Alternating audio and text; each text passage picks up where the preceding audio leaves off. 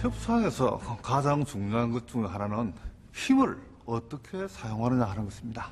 자, 힘이 있는 상태에서 협상을 하는 것하고 힘이 없는 상태에서 협상을 하는 것과는 하늘과 땅의 차이가 있습니다. 우리가 안중진 전투에서 한번 승리했기 때문에 거란군에게도 우리가 어떤 종류의 힘이 있다는 것을 과시를 할 수 있었습니다. 자, 그럼 상대방은 우리가 가진 힘 때문에라도 조금 더 자기들의 요구 조건을 줄일 수밖에 없습니다. 고려가 강력한 군사력을 갖출 수 있었던 비결은 무엇일까? 경상북도 예천군의 들판 한가운데 서 있는 옛 석탑. 고려시대에 세워진 개심사지 5층 석탑이다. 5층 탑신과 2층 기단으로 이루어진 전형적인 고려 전기 양식의 석탑이다. 탑의 아래층 기단에는 머리는 짐승, 몸은 사람인 12지 신상이 조각되어 있고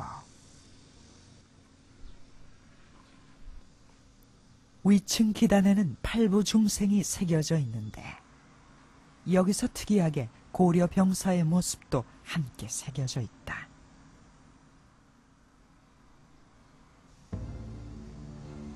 탑에 남아있는 기록을 통해 이것이 만들어진 시기는 통화 27년, 즉 고려 현종 10년이고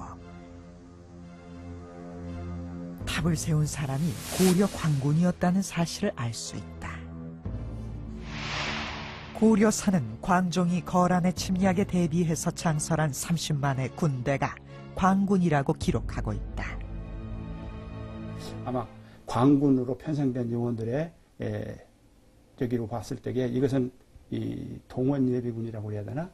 또는 지방에서 그 생업에 종사하다가 전시됐으면은 이렇게 불러오게 되면 응해서 징집되는 그런 형태의 하나의 예비군 형태로 지금 보고 있습니다. 북방에서 거란이 세력을 확장해 갈 때 고려도 군사력을 강화시켜 왔던 것이다.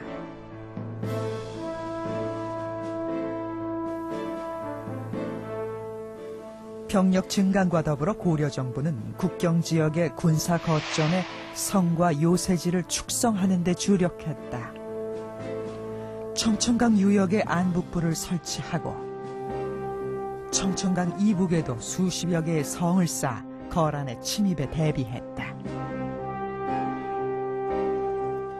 이처럼 성을 중심으로 한 고려의 방어 전략은 상당히 효과적이었다.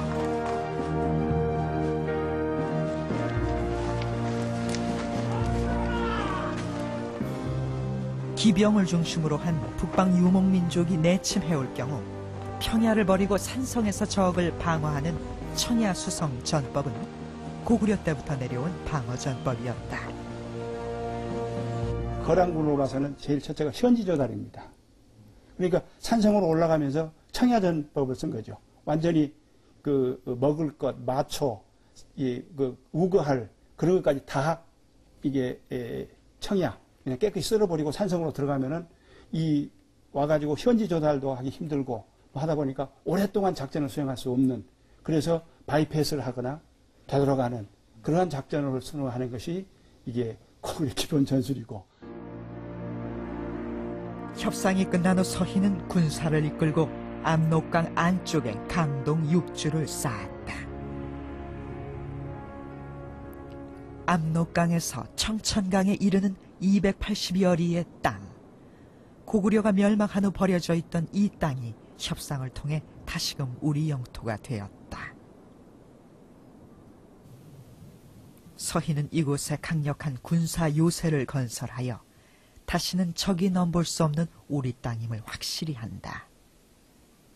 강동육주 지역은 이후 압록강을 건너서 중국 세력이 고려를 쳐들어올 때 중요한 군사적인 거점 역할을 합니다. 거란군이 쳐들어왔을 때도 강동육주 지역은 고려가 승전하는 중요한 곳이 되었고 그 이후의 고려 역사에서도 마찬가지입니다. 서희가 강동 6주를 건설한 지 15년 후 고려와 거란은 다시 대결 국면에 빠져든다. 거란은 강동 육주의 반환을 요구했고 고려는 이를 단호히 거부하면서 양국은 10여 년간 치열한 전쟁을 벌이게 된다. 이때 서희가 쌓은 성들은 최일선의 방어 거점이 되었다. 심지어 거란군이 퇴각할 때도 서희가 쌓은 성이 기다리고 있었다. 현재의 평안북도 구성시에 세워져 있던 귀주성, 소손영과의 담판을 통해 서희가 새로 쌓은 성이다. 그리고 불과 30년 후 이곳은 고려와 거란의 오랜 전쟁의 종지부를 찍는 역사적 현장이 되었다. 1019년 2월 강감찬 장군이 이끄는 고려군은 거란군을 전멸시키는 빛나는 승리를 거둔다. 이른바 귀주대첩이다. 협상을 통해 얻은 땅을 전쟁을 통해 지켜낸 것이다. 우리가 일반적으로 영토라고 할 때 세 가지 조건이 구비되어야 합니다. 첫째는 어느 지역에 대한 역사적인 연고권 의식이 있느냐 하는 것이고요. 둘째는 그 지역을 실질적으로 지배하고 있느냐 하는 것입니다. 셋째는 그러한 사실을 국제사회로부터 인정받느냐 하는 것입니다. 서희가 소손영과 회담을 할 때 압록강 내외의 지역까지가 고구려의 땅이었기 때문에 우리 영토다라고 주장한 것은 역사적 연고권 의식을 주장한 것이고요. 거란이 그것을 승인한 것은 당시 국제사회에서 고려의 영토로 승인받은 것을 의미합니다. 고려 왕조의 역대 왕들과 충신들을 배향하는 사당 숭의점.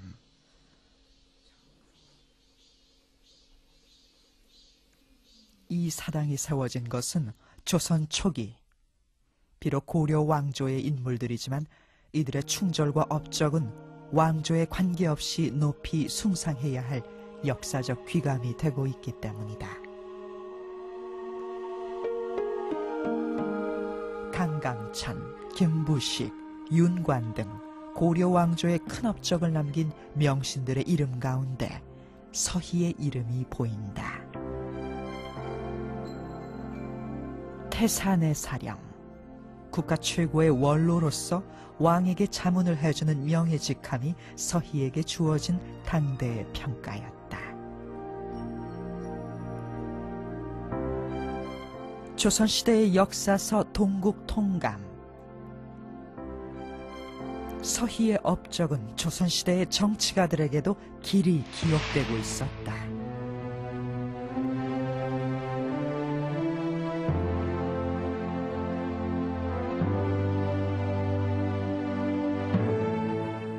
한국 외교 사상 최대의 개가. 그러나 이것은 서희만의 것이 아니라 국가적 비전과 사회적 합의 그리고 국방력이 받침된 고려 사회 전체의 성과였다. 한반도는 강대국에 둘러싸인 지정학적 조건에 놓여 있습니다.